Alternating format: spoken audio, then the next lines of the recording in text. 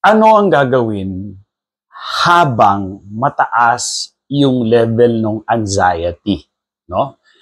Ano ang gagawin? So, meron akong gustong i-eksperimento at kailangan ko ng tulong ninyo because I want to prove itong tool na ito kung mag-work sa ilang tao. Tandaan niyo, iba-iba kasi tayo, no? Iba-iba tayo. Pero dapat ang pinanggagalingan nito is you are already equipped, no, ng lahat ng kaalaman, lahat ng tools tungkol sa management ng anxiety disorder. Ibig sabihin, alam niyo na yung fight, flight, freeze response ng katawan, alam niyo yung mekanismo ng katawan, bakit nangyayari yun, bakit ganun mag-react yung katawan natin, bakit meron tayong parang hirap sa paghinga, yung pagtibok ng puso, paninigas ng muscle, pagkahilo, sakit ng ulo, mabilis na takbo ng isip. So dapat, kung gagawin nyo itong, kung sasali kayo dito sa aking study,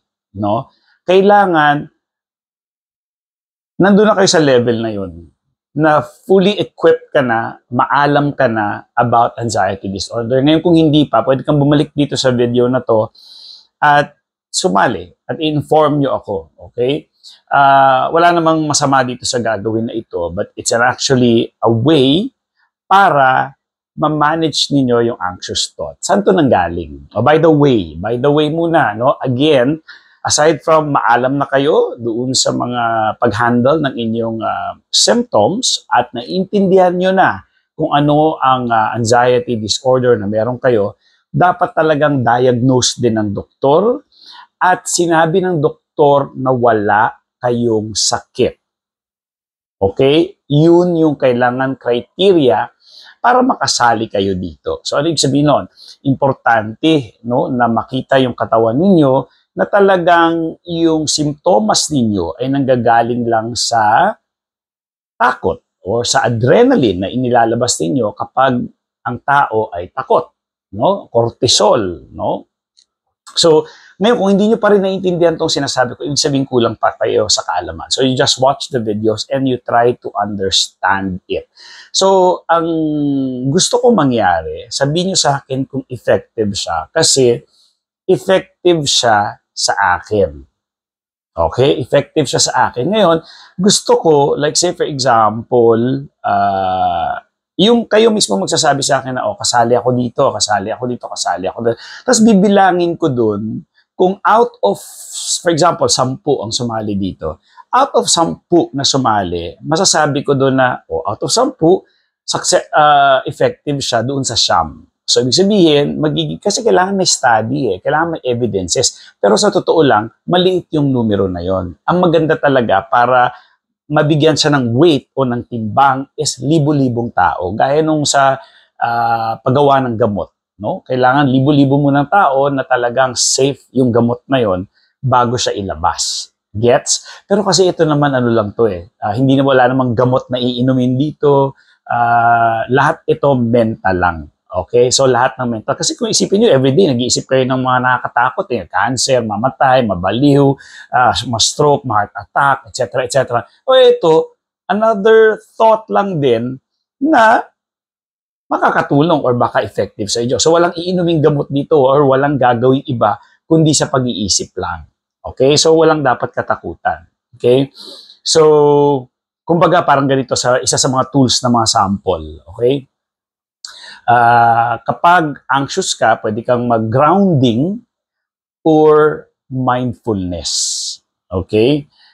Grounding or mindfulness. So, ibig sabihin ng grounding, usually kasi ang utak natin, future yung iniisip, kaya tayo natatakot. Halimbawa, Bob, mahimatay ako. Future yun. Ngayon, tatanungin kita, hinimatay ka ba ngayon habang nakikinig ka sa akin? Ngayong present, hinimatay ka. Hindi naman, di ba? So, ang nangyayari, kapag nagkakaroon ka ng anxiety, baka himatayin ako. Ibig sabihin, baka himatayin. Future yun. Pero kung papansinin ninyo, sa ilang taon nang meron kayo, hindi naman kayo hinimatay. Pero, yung pag-iisip nyo pa lang na baka himatayin ako, anxious na kayo na never nangyari sa buong buhay ninyo na meron kayong anxiety disorder. So, yun, no? So, para mawala yun, pwede kang mag-grounding at bumalik sa present. Ang gusto nating iwasan kasi, yung hala baka, ibig sabihin future pa. Ang grounding is, hindi ako mag-iisip ng future. Magsistay ako sa present. Ano yung present? Nakatayo ako ngayon, hindi ako nakahandusay, hindi ako hinimatay. So ang present, yung totoo, yung realidad is, nakatayo ako, gumagawa ako ng video, naririnig ko yung electric fan, nararamdaman ko yung tsinelas ko na malambot. Okay, ito yung tsinelas ko. Okay, so, medyo mainit kasi summer na, tsaka galing ako sa labas. So, yung grounding is, ibig sabihin, nasa present ako. Ito yung katotohanan ngayon. Wala ako sa future na yung iniisip ko, baka magka-cancer ako, bakit may cancer ba ako ngayon? Wala. So, bakit ko iisipin yung future? Hindi siya realidad. Gaya nung na-experience nyo for the past years na meron kayong anxiety disorder, yung iba sa inyo bago lang months or probably weeks na yung mga kinakatakutan nyo hindi naman nangyayari. So, ang best way doon is i-acknowledge mo na I'm having a thought. Meron akong iniisip na iniisip ko, baka himatayin ako. Pero in reality, future pa siya, hindi siya realistic. Okay? Ano ba yung nangyayari ngayon? Ako ba yung nakahimatay ngayon? Hindi naman, di ba? Nakatayo ako. So, yun yung katotohanan. Okay? So, ang grounding is yung pakiramdaman mo yung katawan mo at the present. Nininervyos ako ngayon. O di okay lang yun, pero totoo yun. Nininervyos ka. O di nininervyos ka, pero ang tanong, hinimatay ka ba? Kasi pag nininervyos ka, kaya ka rin nininervyos, nag-iisip ka na baka himatayin ako, baka magwala ako dito, baka kung ano, baka mapunta ako ng ER, hindi naman nangyayari yun eh. Pero, yung utak natin, it is as if hinimatay ka na dun sa pakiramdam, pero hindi. So again, I hope that's clear, no? Ano yung present, ano yung realidad mo ngayon? Gaya ngayon, sasabihin ko, wala, baka mahimatay ako. Baka, future pa, ngayon ito yung present. Hindi ako hinimatay, andito ako nakatayo, nakipag-usap sa inyo. Klaro? Oh, I hope that's clear. So, yan yung isa sa mga sample, ng mga tool na effective, no, sa pag-handle ng simptoma. So, ito yung gusto kong eksperimento na mangyari. Aware ka, for example, kasi marami sa atin dito na pag nakipag-usap ako sa tao, grabe yung nervyos ko. Kapag pumunta ako sa doktor, grabe yung nervyos ko. Nandun ako sa barangay, grabe yung nervyos ko. Alam ko, pag nakipag-usap ako, para akong himatay, nahihilo ko. Okay, gano'n, no? Habang nangyayari yon, no?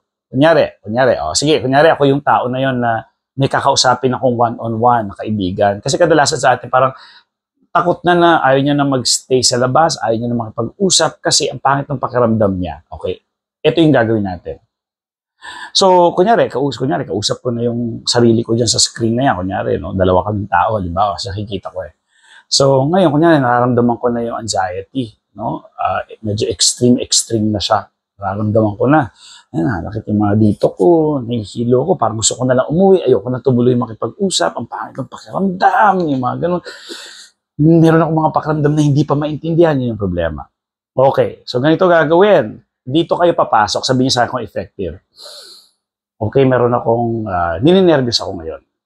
Okay, pero ang gagawin ko, consciously, magiging komportable ako sa nervyos ko. Okay, so kung nagmamadali kang kumain kasi nininervyos ka, may behavior yan eh. Pag anxious ka na, bibilisan mo kumain, yung isa, kalmado lang, relax lang sa kumain. Pero ikaw, ubus mo na kagad yung burger mo kasi grabe yung anxiety mo. Okay? So, yun yung nagiging behavior ng mga tao. So, ang gagawin mo, hihinay-hinay ka sa pagkain at sasabihin mo sa sarili mo na consciously magiging komportable ako sa nervyos na ito. Okay? Hahayaan ko lang siya, kakalma ko, babaguhin ko yung behavior ko, babagalan ko kumain. Makipag-usap ako sa kanya, babagalan ko rin. Ang iisipin ko, kakamustahin ko siya na hindi ko naisipin yung anxiety ko. Kamusta ka na? Kamusta yung pamilya mo? O whatever, ano yung work mo? May pinagdadaanan ka ba ngayon? So, umalis ka doon sa nervyos na pakiramdam and you focus doon sa kanya. Huwag kang mag-focus sa sarili mo. Okay? Pasalamat ka na nandun yung kaibigan mo o kung sino mo yung kausap mo o kung nasa event ka man na nandito ako ngayon and magma-mindfulness. Parang mindfulness pala siya talaga. So, ganun pala yun. Parang mindfulness. Yung mindfulness is that kausap kita ngayon, sa'yo lang ako tututok. Hindi ako mag-iisip ng anxiety ko, ano yung nangyayari sa katawan ko. Ang gagawin ko, dahil kausap kita, sa'yo lang ako tututok, at babagalan ko yung pacing ko. Okay? Kakalma ko, ipapractice ko. Kahit grabe yung nervous mo, i-decide mo sa sarili mo na kalma. Kalma. So, ganun. Okay? Sabi mo, kalma. Jeremy, kalma. Okay? Ngayon, pag sinabi mong kalma, ganito kalma. 5, 4, 3, 2, 1. Kalma. Okay? So, 2 beses mo sabihin, kalma. Kahit sa isip mo lang. 5, 4, 3, 2, 1, kalma. And then, gawin mo na, so, kamusta yung anak mo? Ilang taon na siya? Anong kurso niya? Ilan ang pinag-aralan? Pero kahit nasa likod ng isip mo, grabe yung nararamdaman mong nervyos. So, aalis ka ngayon doon sa nervyos na mga thoughts at pag-iisip at magfo-focus ka doon sa present, sa realidad. Kung halimbawa, nagpa-party kayo, focus ka doon sa party. Tingnan mo yung mga balloons, tingnan mo yung mga tao, sino yung nandoon, ano yung pagkain. At kapag kumain ka, ramdamin mo yung pagkain. Like, kunyari, ang sarap naman itong, paborito ko, menudo, no? Paborito ko yung menudo. Yung mga sa fiesta na menudo, yung nagmamantika na sobrang grabe yung tomato sauce. Gusto ko yan. So, pag kumain ka, papakiramdaman mo talaga yung bawat baboy, taba, atay, yung sauce. No? Hindi ako mag-iisip na, yung habang kumakain ka, ano mangyayari sa akin? Baka meron na akong aneurysm. Wag, aalisin mo yon. So, gagawin natin tong skill. Okay? Kasi in realidad, at napatunayan na natin, ilang beses na nangyari sa iyo yan, hindi ka naman nag-aneurysm. Parang gusto kitang kaltokan, no? Parang gano'n. So, alam mo sa sarili mo, na paulit-ulit lang yan at hindi naman nangyayari. Yung mga kinakatakutan mo, aneurysm, etc., etc. Okay? At kung mangyari ang aneurysm, isa ka doon sa masuswerteng ilan-ilan ang magkakaroon ng aneurysm. Isa ka lang doon. Ngayon, may magagawa ba tayo doon? Makontrol ba natin? Kung yun, ako sa personal ko na to, wala naman nakakaalam ng aneurysm hanggat mangyari na yan. Unless, talaga nagpa-check ka at magbayad ka ng mahal. No? Pero then again, may simptomas yun. Maraming factors yun. Pwedeng genetics, ang dami, pero hindi natin pag-uusapan yan. Kasi ang gusto ko mangyari din, dapat medyo ayos din yung paniniwala mo, yung faith mo. Kasi ako, halimbawa, naniniwala ako na yung eroplano, totoo to, na aksidente, lahat sila nasa eroplano, yung iba buhay, yung iba namatay. Ba't hindi sila namatay lahat? Nasa loob lang naman sila ng eroplano. So, naniniwala ako na kung oras mo na, kung hindi, hindi pa. So, yun yung paniniwala ko. Walang science doon. It's faith, no? So, gano'n. So, you work on that at Pinoy naman kayo. Alam ko, mga Kristiyano kayo, Muslim, lahat naman tayo may Diyos, no? Yun yung kagandahan nun. Meron pa. So, yun, sana sumali kayo doon sa activity na yun kung mag-work. So, again, ganito ang itsura niya. Uulitin ko lang para maintindihan ninyo. Kunyari, pupunta ako sa grocery. Takot ako sa grocery. Baka matayin ako dyan. Baka magwala ako dyan. Ending ko niyan, baka pupunta ako ng ER. Okay. Sige. Okay, punta ako sa grocery. Natatakot ako ngayon. Grabe nervous ko. Pero alam ko rin sa isip ko na paulit-ulit ko itong ginagawa, wala naman nangyayari sa akin. Grabe lang yung nervous ko sa loob ng grocery. Pero pag lumabas na ako, pagkatapos, wala na. So ano yung pinagkaiba nung nandun ako sa loob ng grocery, saka nung nakalabas na ako? Anong pinagkaiba? Wala naman. Sa labas ba may ospital? Sa labas ba may oxygen akong nilagay? Wala naman. So bakit ako takot na takot sa grocery? So kahit matakot ka at napatunayan din naman natin na kahit grabe nervous mo doon, wala naman nangyari sa'yo. Talagang hindi lang maganda yung pakiramdam, talagang nininervous ka lang. So ito mangyayari. Kunyari, grocery, or kung ano man yung kinakatakutan ninyo, na bahala na kayo doon. So pasok sa grocery, grabe nervous ko ah. Pero, kalma. 5, 4, 3, 2, 1. Kalma. Okay, ano ba yung bibiling ko? Ay, magluluto ako ng sinigang. So, iniisip mo na yung lulutuin mo at yung bibilin mo. Hindi ka na mag-iisip na, himatayin ako dito, pangit ang pakiramdam ko. Umalis ka doon. Kaya mo nga ito gagawin kasi ipapractice mo yung skill na yon na mawala ka doon sa future na mali, na hindi makatotohanan. Yung sinasabi, baka. Hindi nga yun yung katotohanan. Ang katotohanan, nasa grocery ka, ninenervyos ka lang, healthy ka. So, yun ang katotohanan. Okay, ninenervyos ako, pero kailangan ko magluto ng sinigang para sa mahal ko sa buhay. So, gagawin ko, ano nga ba yung bibiling ko? Pero mamaya sabi ng utak mo, lolo yung puso mo, tumitibok. Pag ganon, ginugulo ko ng utak ko. Kalma. 5, 4, 3, 2, 1. O sige, balik. Kailangan ko ng gabi. Pwede lagyan ng breathing exercise kasi pwede mong i-activate yung parasympathetic nervous system mo para kumalma ka. Samahan mo ng breathing exercise. Okay. So, hinuhuli mo siya eh. Kailangan magkaroon ka ng skill na mahuli mo yung ginagago ka ng anxiety mo na hindi talagang himatayin ka na. Huli ka. Kalma. 5, 4, 3, 2, 1. Kalma. So, sa bawat may ganun ng utak mo, huhulihin mo siya. At kapag nasanay ka na, kapag ginawa mo na yan araw-araw, darating yung punto na hindi mo na siya gagawin kasi automatic response na kagad. Nagiging automatic ka na kapag may pumasok, barado siya kagad. Oh, tanga. para siyang langaw na himatayin ka, mag-ano ka, aneurysm ka, may cancer ka, patay ka agad ng fly swat. Yun ang pinaka-perfect na example para maintindihan ninyo. Para siyang langaw na grocery. Kailangan ng gabi, kangkong, hindi, matayin ka, grabe yung pakaramdam mo, pangit na. Kalma. Yun yung pang patay mo. Kalma. 5, 4, 3, 2, 1. Breathing exercise, balik. O sige, meron na akong gabi, kangkong, sitaw, talong, kamatis, matayin ka, pangit, punta ka na sa ER. Kalma. 5, 4, 3, 2, 1. Okay. Ano ba? Baboy, no? Ilang kilo? 2. Pangit ang pakiramdam ko.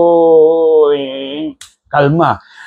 Magiging komportable kayo kahit hindi komportable ang nararamdaman. At kapag nakasanayan nyo yan, bumubuo kayo ng neuroplasticity sa brain. Dating yung punto, dati nga sabi ko, paano ako? Magaling na ba talaga ako? Sabi ko, parang hindi, kasi meron pa rin naman ako anxiety. Then na-realize, tanga, mawala bang anxiety? Kung mawala yung anxiety, mawala rin yung joy mo. Mawala rin yung excitement mo. Mawala rin yung anger mo. Mawala rin yung mga emotions. Kasi anxiety, very normal, a part of the body yan. Kasama sa make-up natin yan, sa pagkagawa sa atin. Kasi for survival yan, tandaan ninyo. No? Kaya mo pinapatay yung kandila sa gabi kasi alam mo baka masunog ka, anxiety yun. No? Yung anak mo hindi mo pinapahawak sa mga saksakan, anxiety yun kasi baka makuryente yung anak mo. So tatanggalin mo yun. So wala ka nang pakialam mo yun sa anak mo, wala ka nang anxiety. Tandaan mo yun ha. So sabi ko sa sarili ko, oo, wala ka nang anxiety disorder. Alam mo bakit? Ano yung basihan? Dati kasi buong araw ka talagang preoccupied eh. Yun lang iniisip mo eh. Talagang lagi ka lang takot, nakabantay lagi. O ngayon, hindi naman nangyayari sa'yo. Nangyayari pa ba sa'yo? Hindi. Ang anxiety mo lang, gaya ngayon. Anxiety ko, meron akong event sa Baguio, mag-host ako, mga 300 people, nandun yung malalaking mga tao, no? Punta akong Baguio this month, March 25 ata. 25. Ilang days ako doon. Mag-host ako ng 2 gabi. Pagod, okay? So, ninenervous ako. Abnormal ba yun? Yan ay normal. Parang ninenervyos ka kung kakasal ka, ninenervyos ka kapag may presentation ka, meron kang bar exam, board exam, gano'n. So ngayon ang tanong, ikaw ba Jeremy, naka-anxious ka pa rin buong araw? Gaya ngayon, nagsasalita, gumagawa ka ng video mo. Anxious ka ba? meron akong anxiety kasi gusto kong mailabas, ma-express yung lahat ng magagandang ideya. So meron akong anxiety. Abnormal ba to? Hindi. Gets? So, normal itong nararamdaman ko. Ang hindi, yung hindi ako lalabas kasi natatakot ako. Ayoko maligo. Ayan. Hindi ako maligo. Baka madulas ako doon. Baka mahimatay ako doon sa paliligo. Patay na tayo dyan. Yan yun. Okay? So, wala akong ganun. So, I can say, I'm okay. My anxiety is just a normal anxiety level at yun yung day-to-day life. Okay? Klaro tayo? So, kahit saan man kayo pumunta, again, the tool is kalma. 5, 4, 3. Okay. Acknowledge ko lang. Kasi alam mo ito naisip yun, biglaan lang yung 5, 4, 3, 2, 1. Kasi si Mel Robbins ba yun, yung babae? Siya yun yung 5, 4, 3, 2, 1. Kanya yun ha. Kanya yun, hindi yun sa akin. Pero gusto ko lang gamitin, lagyan ko lang ng kalma. Para hindi tayo mademanda, whatever. Si Mel Robbins nga ba yun? Tama, Mel Robbins yun. Yung 5, 4, 3, 2, 1. Parang ginagawa nun, piniprepare yung brain mo para doon sa new thought, new idea, or new behavior. Kunyari, tinatamad ako, kunyari depressed ka, natamad ako tumayo. Hindi, pero kailangan ko tumayo. Kasi pag humiga ako, malalo ako madidepress. So, tayo ako, bibilang ko 5, 4, 3, 2, 1, tayo. Ganon. Yun yung idea ni Mel Robbins. Okay? So, use it. No? So, yun yung gagamitin natin dito. So, haluin lang natin ng kalma. 5, 4, 3, 2, 1. Kalma. Again, gusto ko lang i-emphasize na dapat po ay fully aware, hindi man fully, but meron na kayong awareness, no? Doon sa mekanismo ng katawan. Kung wala pa, panoorin niyo yung mga videos ko. By the way, my name is Jeremy at pwede tayong mag-usap. Okay? Pwede niyo akong kausapin, mag-message kayo sa Facebook page ko, Anxiety Disorder Philippines. At pwedeng panoorin ang mga videos ko sa YouTube ko. Hanapin na yung pangalan ko, Jeremy Hamili. Okay? Mahal ba ito? Kung mag-uusap tayo, pwede kayong magtanong sa akin. Okay? I'm sure kaya nyo yun. Okay? Kasi ang ginagawa ko, tulong ito. Okay? Tulong ito. Hindi ito negosyo. But it's good na magkaroon ako ng pang-kape or merienda. No? So, ganun lang. Kasi kinakain yung oras ko habang imbis na magtrabaho ko, may time ako para sa inyo. Yun lang yung ideya nun. Okay? But this is tulong, we talk about it. Ngayon, kung talagang walang-wala, yung walang-wala, kunyari estudyante, wala kang baon, talagang mahirap ka, o kahit isa kang babae na wala kang trabaho, yung asawa mo wala rin trabaho, at meron kang anxiety, pwede kong ibigay na libre yon. Okay? Pwede kong ibigay na libre. Pero kunyari, may trabaho ka naman, asawa, may trabaho, may negosyo ka, tapos barat ka lang, gusto mo, ikaw lang yung makinabang, ayaw mo mamigay, hindi ikaw yung gusto kong kausapin. Okay? O hindi ikaw yung gusto kong tulungan. Kasi gusto kong tulungan, yung talaga nangangailangan ng tulong. Kung ikaw mismo, ayaw mo nga magbigay sa labas, then, sorry, okay. So, ganun lang. Pero, ang kagandahan nito, yung YouTube ko libre. Yun naman yun. Kaya ako naman ginagawa to, whether masama ugali mo, o maganda ugali mo, kung wala kang pera, may YouTube videos naman. Okay? Ganun lang siya. Okay? So, I think, yun lang yung pag-uusapan natin. Please, no, comment kung sino yung sasali doon para masabi ko na, effective daw sa kanya out of 1,000 na sumali dito sa ginawa ko yung kalma. 5, 4, 3, 2, 1, kalma. Tapos yung langaw.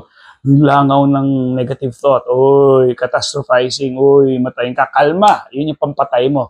5, 4, 3, 2, 1. Yung 5, 4, 3, 2, 1, para bumalik ka na doon sa realidad.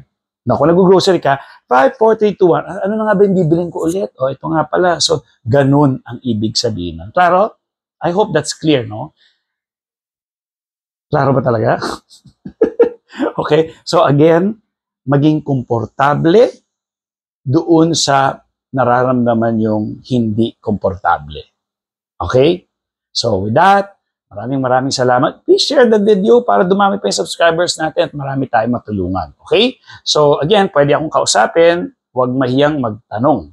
Okay? So, that, maraming salamat. Bye! 43. Sayang, 15 seconds na lang. Gawin na natin 25 minutes, no? So, ano gagawin? Magpo-post na lang ako. Ay, binibenta ko itong mga shirt nito. May mga yellow basket dyan, no? Maganda. Okay? Ang ganda nitong shirt na to, pati underwear ko. So, okay, bye-bye.